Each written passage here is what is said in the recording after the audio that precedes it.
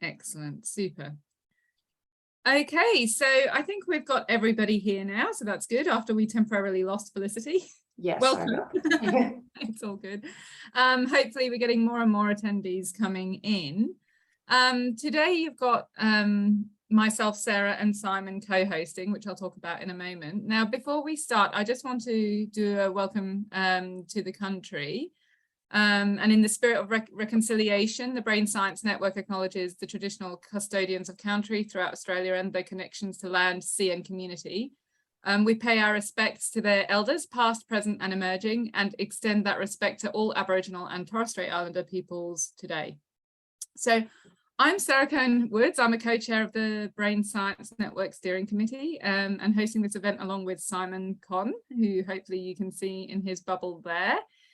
Simon is a member of the BSN Steering Committee, giving you a wave. On behalf of the BSN, we want to welcome you all to our 4th event in the Outside the Bubble series. So this is a series that we came up with a couple of years ago, thinking that in the increasingly competitive academic environment, it's wise to start talking about what other alternative options there may be for people. And there's less discussion of that quite often out there in the internet or on the internet and such like. So we thought that this would be a good series to do.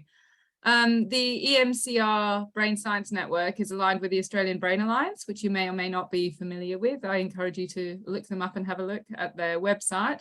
The ABA has a core aim to establish a platform for brain science, and the EMCR network specifically for brain scientist EMCRs. We're really hoping to help drive and develop future leaders and drive Australian brain science forward, enthusiasm and funding one way or another. Now, before we get started, I want to share my screen and just show you about our website. Here we go. So here you can see we've got the information about our Twitter handle, so please go follow us. And here is our website where you can go and take a look. And on that website, there's information about what we do, what we're doing. And also there's some information about the EMCR forum, which may be useful for many of you. So I'm usually a Teams user and not a Zoom user, although I do use Zoom with some regularity. You would hope I would be more au fait. So we encourage you to link up with us, follow us, Twitter, register for our newsletter on our website. And now let's begin. I'm going to hand over to Simon to do the introductions. Fantastic. Thanks for that, Sarah. Hopefully everyone can hear me well, but I'll be speaking very briefly because I'm going to introduce our fabulous 2 panelists today. So we have Sabrina Sghirripa, who is there and is a recent graduate and was awarded a PhD in medicine this year with the University of Adelaide. Now, Sabrina has expertise in human cognitive neurophysiology and is currently employed by the Defence Science and Technology Group as a human performance scientist. And I'm particularly interested to hear about what exactly that is and what it is that really attracted her to that path. We also have with us Felicity Bigelow. Hi, Felicity. Felicity graduated in 2021 with a PhD in cognitive neuropsychology from Deakin University. Her PhD investigated the development of facial emotion processing and how this is influenced by language, cognitive and affective elements of empathy, and higher level skills of moral conscientiousness. Felicity is now a scientific officer at NeuroInsight. So these are the key people that are going to be your sounding boards for all of your questions today. And I guess that's the one thing I do want to get across to you, is this is not going to be a stale presentation by 2 exceptional individuals. What this is really, it's going to be run as a Q&A session. And we encourage you to start early and question hard, because the less that Sarah and I need to ask, the better. I'm sorry, my phone's just going off. I'll just stop that now. So please type your questions into the question and answer, and we'll keep them anonymous, which is very important as this is being recorded, and will be publicly available. So don't worry, we're not going to out you with your amazing questions. But look, we really do encourage you to ask questions and ask them early, because what we don't want to get to a situation is right at the end when everybody's confidence is high and they've learned so much and all the questions come in that we don't actually have time to go through them. So we'll be keeping an eye on that. But I guess I'm just having a look at the moment just to see if we have anything in there at the moment, but can't see anything at the moment. So that gives me the opportunity to ask the first question, and I'll leave it to Sabrina and Felicity to decide who's going to address this question first. But look, I think for me, it's really finding out how you got to your current position, and what you were doing within academia, and what you're doing now. So if I can hand over to any of the more enthusiastic Sabrina or Felicity to answer that question and kick us off. Or shall I go? Okay, yeah. Cool. All right. So yeah, I finished up my PhD in June this year. So started in a Bachelor of Psych Science, majored in Psych and Neuroscience, and then went over to Health and Medical Sciences for my honours. In my honours year, I focused mainly on EEG and brain stimulation during cognitive performance. That inspired my PhD, which again was EEG and cognitive performance, looking at the effect of age. So I went through a PhD, and happened to be that a job popped up in about December-ish last year with Defence, and I thought, oh, the timing won't be right. Like, they're probably looking to hire pretty quickly, and I won't, was like, oh, I'll just put the application in. Got the application in, didn't hear anything for a while, and I was just like, forgot about that one almost. Had an interview request in March. And then from there, that was it. So I think I got pretty opportunistic, pretty lucky. My current role now is in the Cognition and Behaviour Group at DSTG. So I'm based in Adelaide at Edinburgh. And we conduct research that essentially improves cognitive performance in our warfighters. So how can we get the edge on our adversities, and how are the ways that we can enhance cognition and behaviour in order to be more effective in that sense? Great, thank you. Shall we hear from Felicity before we start asking you some more questions? Really interesting. Sure. So I started at university doing my undergraduate degree in arts, doing psychology, and then I sort of did a bit of a flip and went into my Masters of Marketing. I did that for 1 year, and then I stopped that and sort of thought I want to go back into psychology. So I left with a grad dip in marketing and went back and did my grad dip in psychology. And then after that, I went on to do my PhD. So I've sort of gone back and forth a little bit. And during my PhD, which was in cognitive neuroscience and looking at, using EEG and eye tracking and with children, I spoke to my supervisor about potentially doing an internship in industry. And so I got into an internship at NeuroInsight, and during that internship, I was offered an ongoing position, and that was how I sort of, so similar with Sabrina, I was quite lucky in my pathway into industry. Oh, it sounds great. What I'm hearing from both of you there is that we should be grabbing every opportunity we get with both hands. You've both mentioned there that, you weren't sure about what you were initially doing. Felicity, in your case, you went to one thing, then, went back again. And in Sabrina's case, you weren't sure whether it was worth applying. You did, and hey presto. And for Felicity, applying for that internship opened that door, which, had you not gone for that opportunity, you wouldn't have had it. So I think that's a really important message, perhaps, that I'm hearing there. Maybe, a question I've got, it's slightly different. This job's outside the bubble versus some of the others, because you're both very fresh, I guess, out of your PhDs and straight into industry. So, where usually we might ask, how did you know it was time to go? I guess the question for you is, did you ever think you would be staying in academia, or did you always know that you wanted to move out? Or what was it that helped solidify that decision for you? I think for me personally, sort of probably during the first year of my PhD, I realized that whilst I love research and I loved doing my PhD, I did really want to consider and think about perhaps looking at other options and opportunities, especially with my prior studies in marketing. I thought it could be good to combine those two fields, although they are quite different. And during my PhD, it became more and more clear that that was what I was passionate about pursuing in the future. There we go. For me, or those who know me know that I was very involved in teaching. And for me personally, that was the career path. It was like, if I'm going to stay in academia, it would be in teaching. Obviously, I'm very type A and very risk averse. So when there wasn't a job waiting for me as I was starting to get to the end of my PhD, obviously I was like, yeah, no, we need to start looking elsewhere.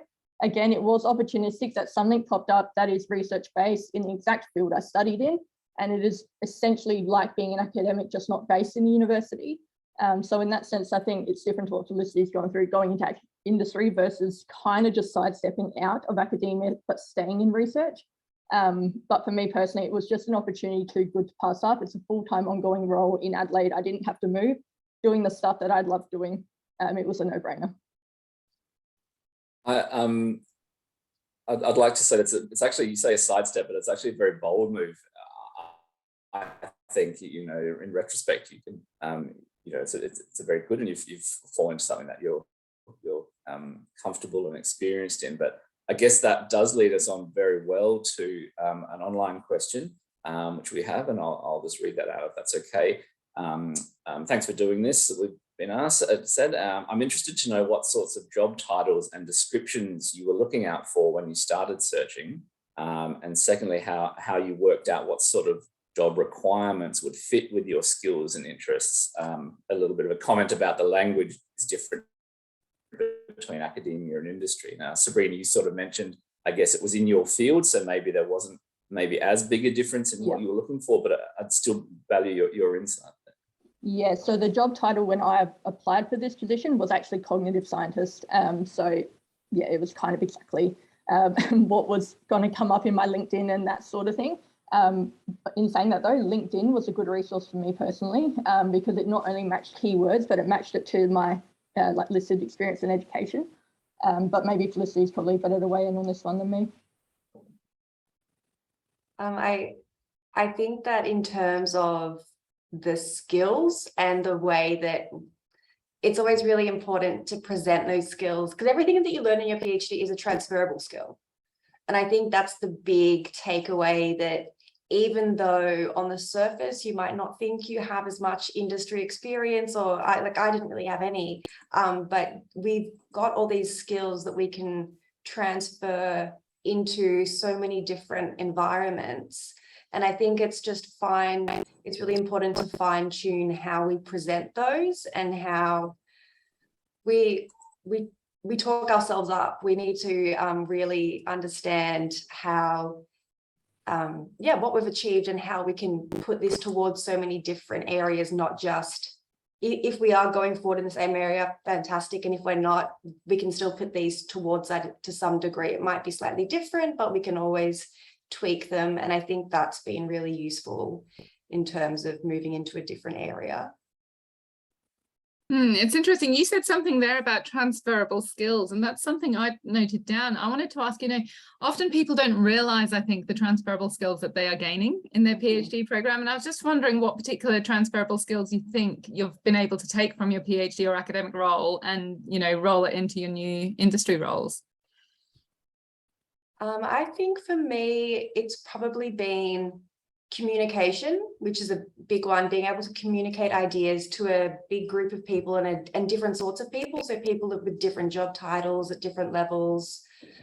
During your PhD, you're communicating with participants, your supervisor, when you're contacting and communicating when you've submitted a paper with reviewers. So there's all these different, you've got to be able to present your ideas succinctly and eloquently at different levels.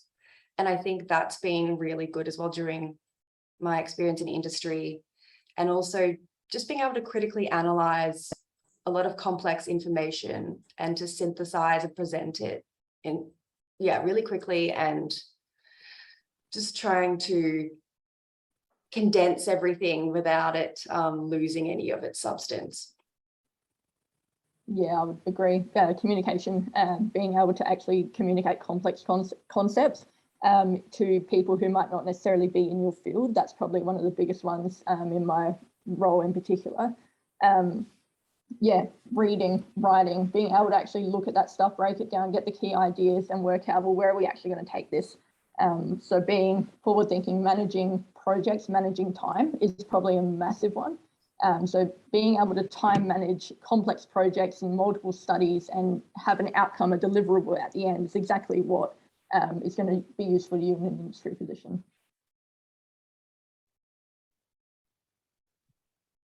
Yeah, I think we all wish we could do that very well, and it's nice to know it's transferable. Sorry, I've got a cat in the eye. I mean, it's a famous quote that was Leo Tolstoy, who said, "Everyone wants to change." And sorry if I'm paraphrasing. Everyone wants to change the world, but no one wants to change themselves or thinks of changing themselves. And I mean, you guys have really lived that. And I'm just wondering what was that point where you sort of, did you realize it was time to go? Did you realize you needed to? And you sort of touched on it a little bit with the permanence of your position, Sabrina, but I'm just wondering, was there a trigger for either of you, or a realization, and when did that come about? Sorry if that's re-asking a similar question, Sarah. Yeah, well, I kind of knew that if I was going to stay in academia, it wasn't going to be in research, and there was a very wide range of experiences that probably led to that point. One of them was pivotal, was actually the year I started my PhD, and I'll be as general as I can here. Two very senior academics who were international experts in their field involved in the lab that I was involved with were let go. And I was just like, what am I doing? Like, I'm about to enter a PhD. You can work your way to becoming an international expert in your field, be one of the most prominent researchers in a field, and you haven't won a big enough grant, and that's it. And I wasn't interested in living my life that way. I don't want to be in a position where I'm playing a lottery for an 8% success rate on a grant. I shouldn't have to justify why I deserve a job in that way. And I think the role I'm in now, yeah, I don't have to do that. Like, I was hired for my skills and experience, and I can contribute and obviously be held to a high standard of performance. But it's not that whole grant game, which personally for me was one of the biggest turnoffs for an academic research career. That's a great answer. Thank you for your candidacy with that. That's beautiful. And Felicity, was it a similar sort of? I did have personal experience, as Sabrina did, with knowing people in prominent researchers that had been let go, but even just sort of from afar, seeing the pressure and the constant uncertainty, I thought that probably doesn't mix too well with my personality. And so even though I love doing the research and I love learning about a topic and engaging with it and investigating it, you still can do that in industry. And so it's not one or the other. You can just slightly readjust. And that's how I've sort of, yeah, so it wasn't a complete turning point. It was just like a little pivot, I guess. That's great. Thank you. So we've got a couple of questions that have come up in the Q&A. One person said a question for both of the brilliant scientists. One, do you think publication and significant contribution are important to transit from academia to industry? And I suspect that might depend somewhat on the industry. And what do you think the most important criteria is during industry recruitment? Then on that, I've got a follow-up, which is, what is the impact of industry on your publication record and freedom to publish? I suppose I'll go first. Not once in the recruitment process was I asked about my publication history. No one cared. As far as I can tell, it didn't seem to be anything that swayed them picking me as the candidate for this role. Yeah, even in the interview, no, it wasn't even a question. It didn't come up. Obviously, it was listed in my CV. Whether that had anything to do with it, couldn't tell you. Criteria during industry, again, I think it comes back to those soft skills and those transferable skills, being able to link the experience you've had during your PhD to the particular selection criteria in industry. And I mean, you'd be doing that anyway. It's just a matter of being able to communicate those things to a non-academic audience. In terms of the publication impact, in my role, I will still be publishing. It won't be as full on as you would as an academic, but by and large, we collaborate with universities and therefore can end up in publications there. But, you know, we publish reviews and our findings. So not as accelerated, but I will still be publishing in this role. Thanks. That's really, really great. Great and thorough answer. Felicity, do you have any further comments? Yes.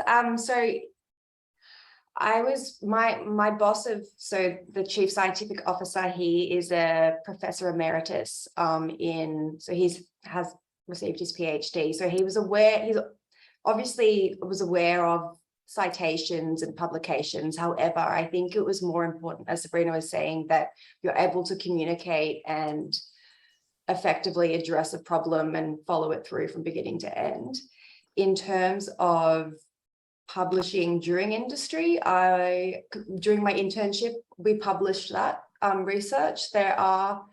Sometimes it is in a different journal. It might be a trade journal, so it's slightly different language and the reporting of certain statistics and things like that. But there are still definitely opportunities.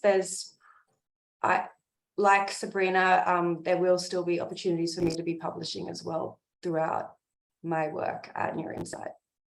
Just as a feedback on that, obviously being part of defence, some of the work we do is classified. So not all of it will reach the public domain, but it will still be published within an internal protected system. That's excellent. And I guess, were there any other significant contributions that were recognised in the interviews or in your appointments beyond publications? Just to round out that question.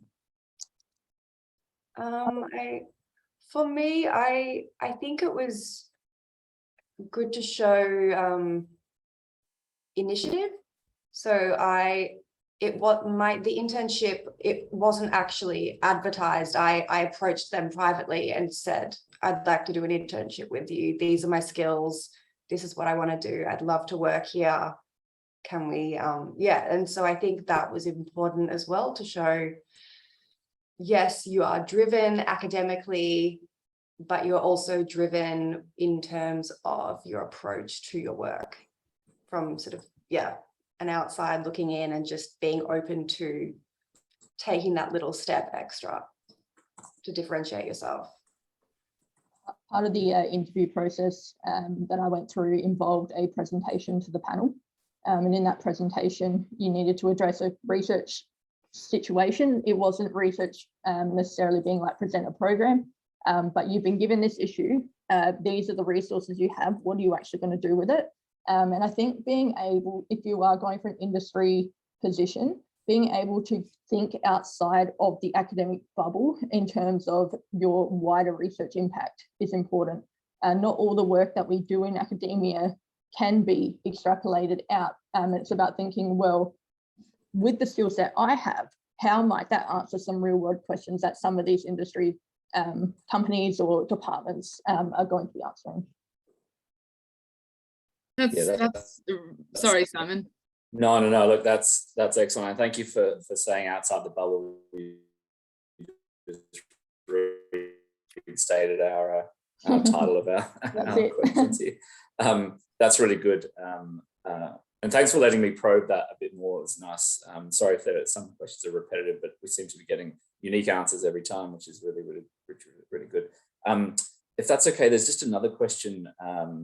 And this is probably a perspective, if again, thinking outside the bubble of yourselves, given the small amount of postdoc opportunities available, are your supervisors doing enough, or did they do enough to prepare students for these outside of academia roles? Did you want to go first, Sabrina, or I can? Sure. I suppose for me, I felt like that was my responsibility in a way, that I should be the one seeking out opportunities to improve my skill set, to make myself employable outside of academia. I suppose it depends on the group. I came from a group where the PhD students that had finished before me all went into government or industry. So I kind of leveraged a lot of what the others did and how they marketed themselves rather than using sort of like senior help in that sense. I don't know if that's different for you, Felicity. I think I was lucky that I'd mentioned it to my supervisor that, oh, it'd be really cool to work at somewhere like this. And then he said, oh, I think I know someone who knows someone who might be able to put you in contact with someone there. And so that was really good. And there was a lot of support in terms of that. I think as well, at Deakin, they have a program where you can do an industry placement during your PhD, which was really good to have that opportunity and the funding and support to sort of have that to flag that as a pathway, which was really good too. I find Is it there very a reluctance though to speak to your supervisors, do you think? I mean, I'm not trying to extrapolate on what you were saying there, but you know, I guess Sabrina, you said that you believed it was your role, and maybe it is, but was that because you felt that your supervisor would have asked you why, or any other uncomfortable questions? I'm trying to make everybody uncomfortable with these questions. I feel uncomfortable as an academic, but is that, hopefully that comes from a good place. At least I'm asking. Yeah, I get what you mean. I think they were surprised, given the sort of experience and the way I had set myself up for the PhD during it, that I was going to go for an academic role, and at the time it was that way. So in that sense, it was kind of left field. Maybe if I'd expressed a bit more interest in an industry pathway during it, then maybe my supervisory team could have done more for me. But it wasn't necessarily something that I had been going for from day dot. It was a very sort of last minute type decision. Clutch. Yeah, I find it very interesting as a supervisor as well, and I think maybe, you know, there is more that we ought to be doing, at least with suggestions to our students and such like, and empowering them to contact people, if nothing more. There was something that you said earlier, I think it was Sabrina, and I can't remember the precise context, but it got me thinking about flexibility. So while academia obviously has many pressures and there are some, you know, negative elements as well as the positives, one of the positives can be flexibility and flexible working, and you know, as a mother in my case, capacity to start at 9:30, finish at 5:30, or that sort of thing, and you know, do school drop off. Do you have the same sort of flexibility, do you find, in your roles presently? Absolutely. And also, is the pace very different of the work that you're doing?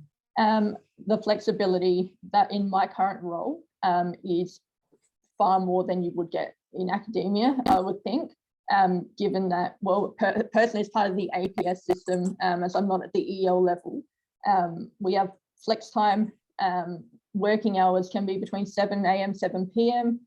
You can, you know, bank time off, and if you want to work longer hours, have every second Friday off and whatnot. So it's extremely family friendly, I would say. In terms of the pace is much lower than academia, but again, that's because of those pressures with grant deadlines and all of that. When you take away that, you can actually spend time doing good science and not worrying about the next grant. So while the pace is slower, I think that is a good thing in the sense that it allows us to do better science. And yeah, the quality rather than the quantity. And with working for Defence Force though, how much freedom do you get around the questions that you're asking and delving? A lot more than I kind of expected, I suppose. If you have a line of inquiry that you believe works, if you can sell that to your stakeholder in defence, then they're pretty happy for you to roll with these things. So and the other thing that's different is that, you know, when you're in academia, you're kind of thinking about, well, what's going to get me a publication, or what's going to get me the fellowship or the grant. In our sense, it's like the stuff that I'm looking into now and the stuff that everyone else is doing is just so far beyond what I would have thought was possible in academia. Like, we're asking the real big picture questions that have massive impact. And it just would have been insane to do that in the academic role. Whereas here it's like, no, like it's a possibility, which for me is extremely exciting and one of the best things I've found about this role so far. And Felicity, what about you in your role? Because you're obviously not in a government department. You're working for, I assume, a small business. Yes, yes. So I'm working for NeuroInsight. So their headquarters are in Melbourne, but they have offices in America and Europe. So we do do a lot of international projects, and there is a lot of communication and working together with overseas clients and the offices as well. But the flexibility, as Sabrina was saying, it's, yeah, for me as well, it's fantastic. It's really good. It's really friendly in terms of if you want to work a little bit later or earlier, there is that flexibility. The pace I found it's a lot faster for me in terms of where there's a quick, from getting the project to then testing participants to then writing it up and sending it back all within a few weeks. We have, we have a recruitment agency that does that for us. So we're no longer, you know, trying to beg family members or friends to please do my study. So it's really interesting to see the fast pace of it. And I find that really, really fun, that it's constantly moving. And even though there are deadlines, there is still flexibility within that period of time to get the work done. But I found, yeah, the pace for me is a big thing, because the PhD can be quite a hard slog sometimes, as I'm sure, yeah. And these sound like good surprises, I guess, for your new roles. But were there any difficult surprises that you were made aware of, either during the sort of early stages or you've come to develop? Talking about the slow pace for me has probably been a bit of a barrier. Like people who knew me during the PhD, I was just one thing after the other, like keep going, keep going, keep going. Bit of a workaholic in that sense, and I enjoyed that, and I was involved in so many different things. And then suddenly I went from doing all of the, wearing all of those hats to just wearing one. So the adjustment to the slower pace has been a bit challenging for me. But in that sense, as I said, there are good reasons why we work slower. And I think the advantages there outweigh the sort of challenging period I've had to adjust to it. That's really, really interesting. What about Felicity? Have you had any difficulties that you've identified?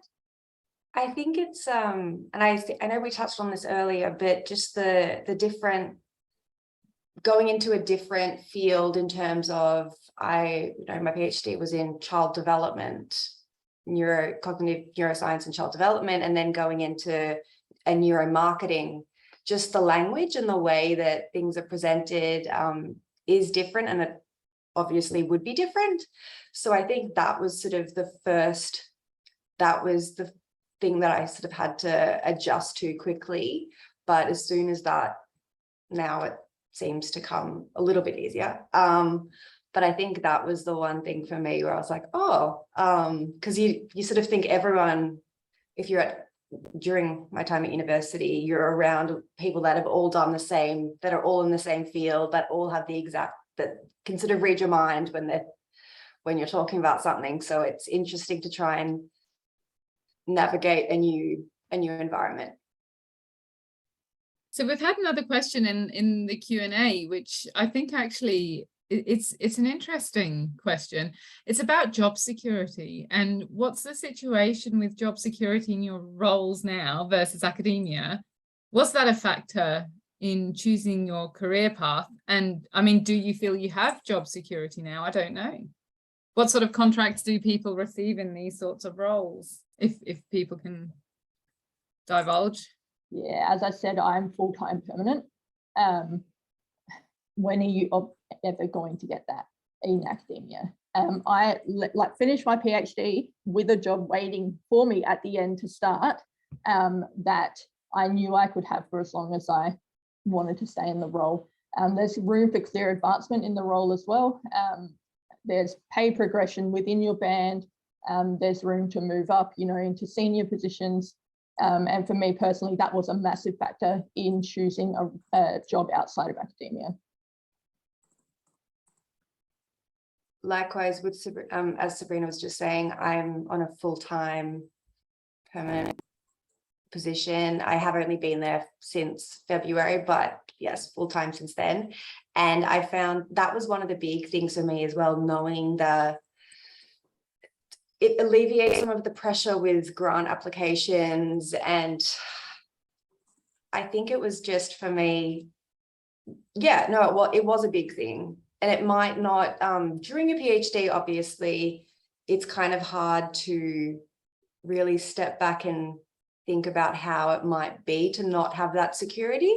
So I think as soon as I finished, it kind of hit me a bit. I was like, oh gosh, like this is, yeah, wow, that must be really hard.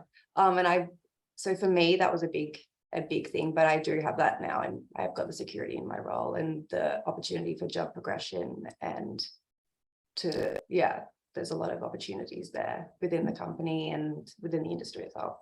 Just to piggyback on that, like I spoke about sort of the passion I had for teaching and education. And there was a conversation I was having with my supervisor, when I took the job, and he's like, well, what about that side? Like, what about the passion? And I was, and this will sound blunt, but my passion for teaching was just not as great as having a job. Like, just realistically, you can't live in a fantasy land. You need a job to and for me, that was there, and that was a big thing for me. It was, security. And have you tried to bring over a lot of your old academic buddies with you? Because of, all that, because it's there's obviously challenges, and we're not diminishing that on either side. But how do you, when you talk to your friends from academia, what do you sort of avoid the topic, or do you say, come on, you have to come over? It's a no-brainer.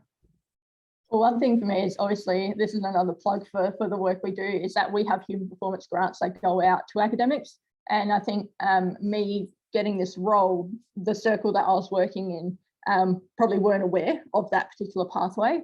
So people were probably like, oh, wow, like maybe we can leverage what we do or the techniques we use into something that might be of interest to defence. So in that sense, it's kind of just like, come work with us. You can stay as an academic, but, there is room for money and whatnot. Yeah, echoing what Sabrina just said, you can have your cake and eat it too. And I think originally, when I was still in academia and studying, industry was referred to as the dark side. But now that we're there, it doesn't seem that dark. But yeah, so there's a lot of opportunities there that can be looked into. That's really good. And look, I think just aware of time, we're over the halfway mark. Remarkably, it doesn't feel like that, but we're starting to get a few questions in. So is that all right if I just ask? There was a follow-up question regarding security, which was, what is the biggest challenge working in the industry? And I guess you've mentioned a few already, but is there anything else that you thought of, or?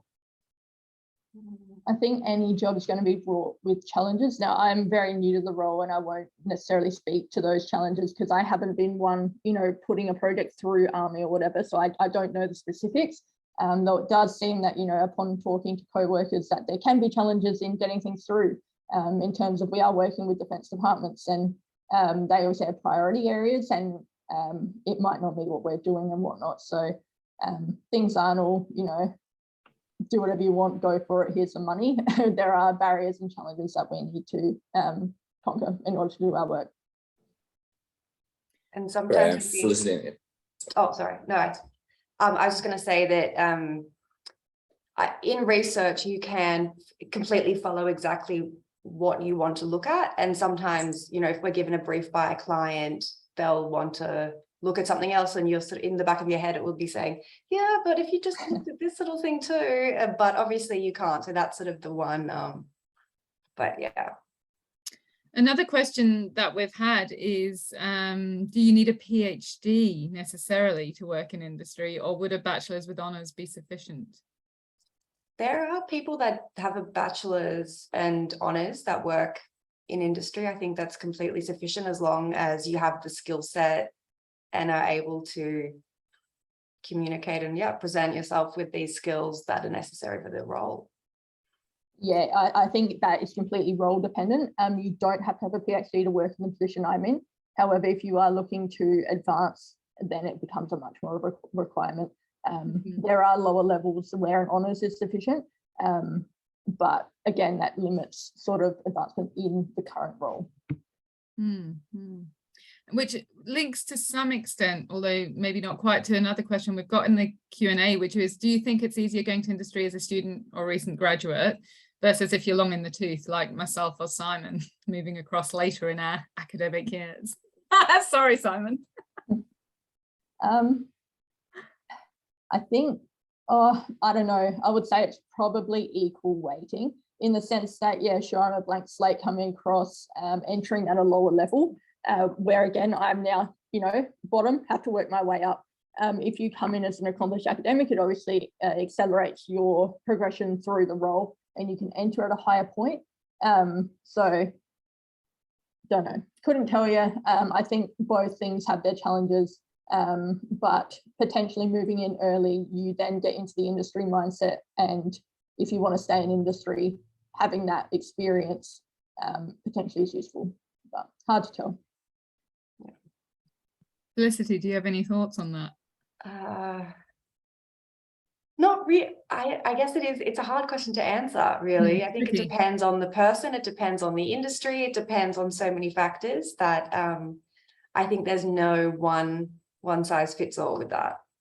I suspect with your older down the line academics, there's just different considerations to someone who may be younger and a recent graduate. Of course, you get mature student graduates as well, but where there's family and there's pay and there's all these other considerations. And I anticipate that somebody who is moving across from a higher position in a university likely would come into a lower position in industry initially, and then have to, and that can probably be a difficult choice.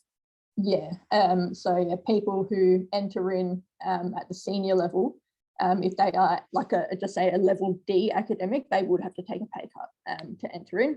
Obviously though, it depends if the security versus the pay, and again, considerations that would be completely individual, and yeah, depending on the job itself. Yeah, that's very interesting. Simon, do you have another? I do. I have two questions, not from the Q&A, but one of them is, and it's from discussions with a friend who went into the pharma industry, is, you know, as a researcher, you get really attached to a specific area and you're sort of like a dog with a bone, you won't let it go. And Sabrina, you sort of mentioned that in a sense, but have you found that there's task variability, that you might be focused on one particular area and then within industry they say, well, we're not doing this anymore, we're changing completely, and you have to sort of give that up and move along? Maybe not so much for you, possibly, but I'm just wondering if that's you know, not a concern but a reality of that you're in charge of what you do, but the whole dynamics might change in that area. Yeah, 100%. If you think that it depends on the priority for defense. Now, if you find, you know, you want to go with something and you've got an idea and you test it out and ultimately it has no impact, well, then why would they continue? Well, they want outcomes. So we need to deliver outcomes, and we need to be working on things that do deliver outcomes. Now, don't get me wrong, just because something doesn't find something doesn't mean that it's a completely dead end. But I think that's a good thing in a way, where you aren't beating a dead horse that, you know, isn't going to improve at all in academia, just because that's what your history was and you have to publish in that because that's what you have. Here, there's the flexibility to be like, no, we followed this line of inquiry. It hasn't provided outcomes that can be applied. We're going to leave it for now and move on. And that's completely fine to do. Perhaps all academics require a secondment in industry. Make us feel young again, I think, by the sounds of things, having to move so quickly. But Felicity, I'm sorry if I did cut you off there. Do you have those flavors in your new position as well? Yes, I think the pace of just the continuous new ideas and the new areas makes it so interesting. So in the morning you're doing one thing, and then in the afternoon it could be something completely different, a completely different topic. However, it is still the same. You're applying the same skill set, but in a completely different way. So there is some really interesting variability to the work, and sometimes you might want to look at something more than maybe you're able to, but that's okay. That's like anything. You can let it go, can you? Yeah, exactly. Yeah. Good. Yeah, definitely. That's really good. I really appreciate that. My other question is just a personal one. We can leave it till later, but I really want to know how I can get access to a human performance enhancing developer like yourself, Sabrina, how that could actually benefit someone like me. I'm not not in defense, but yeah, why don't we have these at the uni? What, a team to enhance human performance? Exactly. Well, that's it. I mean, I suppose it's such a priority group for defence in the sense that war fighting now is a human thing, and you know, people become more complex, and so do the equipment that they interact with, and ultimately equipment is only as smart as its user, and I suppose that's our focus. Yep. But there is plenty of work being done at the unis, I suppose, in enhancing cognitive performance, but a lot of the time it's linked to a disease. Like I was doing aging. You know, you've got Alzheimer's research, Parkinson's, and that was one thing for me, jumping from answering problems with medical significance to ones that are purely outcome based. And while I do like that, and I do find it interesting, it's been a bit of a shake up to working in a medical sense, to taking that skill set and the exact same research and applying it to no longer, you know, like performance decrements in terms of age, but to making healthy people better. Yeah, and does it become more individualistic in that sense, or are you still, you're approaching it with you know, the focus on the entire group of individuals, and this is the approaches that we'll take, or is it down to the individual person? It's a bit of both. It depends on the role. So one thing that, you know, I've been doing that I wouldn't do in academia was actually, I'm out in the field sometimes, so climbing into armored vehicles and going out on shooting ranges, trying to get an idea of what do these people actually need to succeed? What are these individual groups in their particular role? How can we make that role better? So individual in the sense that each role in defence is going to have different cognitive demands, and we need to think of ways to address those in a role-specific manner. We're getting to the last 5-10 minutes of questions. So 5 minutes. I'd like to encourage people, if they've got any burning questions, to pop them in the Q&A. While people are toiling those over, I've got a sticky question, I guess, if you like. I guess the fear some people may have working for either a government department or an industry, you know, like a small a company or a huge company, right, is the age-old thing of, well, you know, you've got absolutely no control over how your findings and how your research is used. Yet, of course, arguably, that's the same in academia to some extent. I just wondered if this was something either of you have had to face or grappled with or thought about, and if so, if you've got any words of wisdom you'd like to share around that.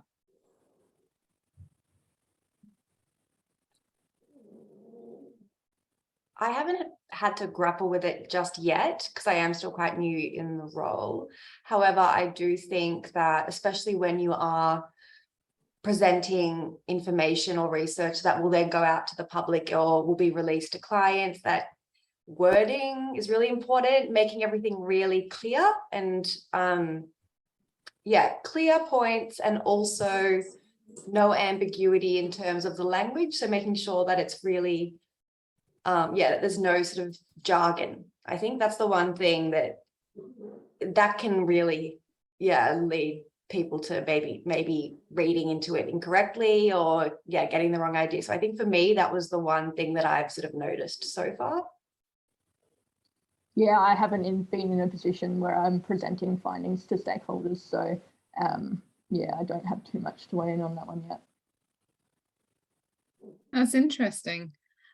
Well, one other question I wanted to ask, sorry, Simon, I'll let you ask yours in a moment, was to do with it. You've both mentioned some things that you think you'd miss from an academic role had you had it primarily having a look at those curious questions that your client hasn't asked for, or teaching. But do you think there's any other elements that you may miss through your roles, or do you think that's pretty much it?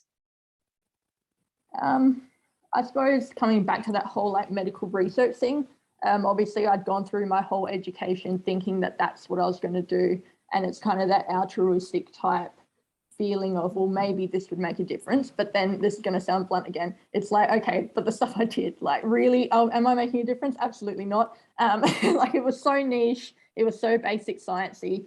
So I got over that one pretty quickly. For me, definitely it's the teaching, the mentorship. You know, I really enjoyed that. So now it's a matter of me getting involved in initiatives like the STEM in schools and that sort of stuff to try and leverage that part of my, you know, passion and personality into my current role. Because I think, you know, as a scientist, there are ways that we can perform outreach in society. It's a matter of just getting involved with them. And does Defence support your engagement in those sort of programs? Yeah, no, they are quite big on outreach. And Felicity? I've just been thinking. I honestly think that there isn't really much else that I do. I think I just miss the research side of it and really narrowing in on one topic and devoting a lot of your time and energy and thoughts just onto one topic, and then the clarity you get when you can find when it finally makes sense, and you can sort of you can just weave together the whole story of the progression of, you know, from the initial time when you've been looking into something to then at the end, and you can see the progression and how far you've come. Sometimes that's harder to see if it is a shorter time span. So I think that's something that I think I could miss. Yeah. But apart from that, I think you can still get that in other ways. So I think it's sort of just yeah. That's really good. I wanted to ask a future question. We may not have time for it. I'll ask there's one online here, which was if you could go back in time to when you were about to graduate with your PhD, which is quite recently actually for both of you, what advice would you give yourself, and why? Or do you think you've already given yourself that advice? Yeah, well, for me personally, I'm not even conferred yet. So yeah, it was that recent. Yeah. I think it's just a matter of, like, you know, just trust the process. I think that can, you can get lost in it being like, what the hell am I doing? Am I like committing career suicide by doing this? What if I want to come back and I can't because I haven't published, blah, blah, blah. It's like, well, of course you're going to have those thoughts because the grass is always going to be greener elsewhere. But, you know, again, like I said, realistically, things aren't some fantasy land where, you know, you get to do what you want all the time and falling into a role that you think you're going to get. So just go with it. It's not the end of the world. And if you want to hop between academia and industry, that is completely possible. Yeah, I guess he's also saying it's never too early to think about. Well, that too, exactly. That there's other yeah, 100%. Excellent. I would just say to trust yourself and your skills. Mm-hmm.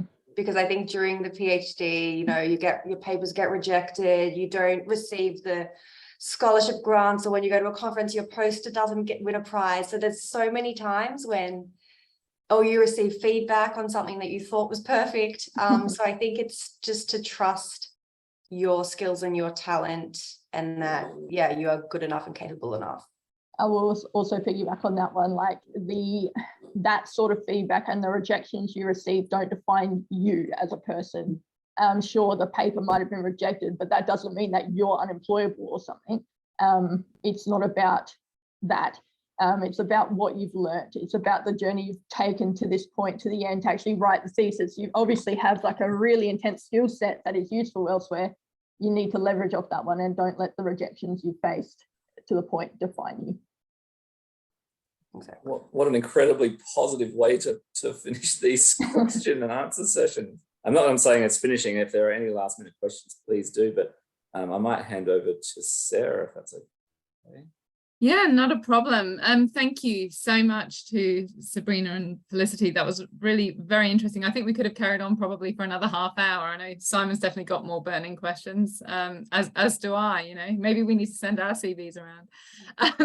So hopefully we haven't lost all academic EMCRs, but hoping that this has, you know, taken away some of the fear perhaps and anxieties and worries some people may have had. So we need to wrap up now. I just want to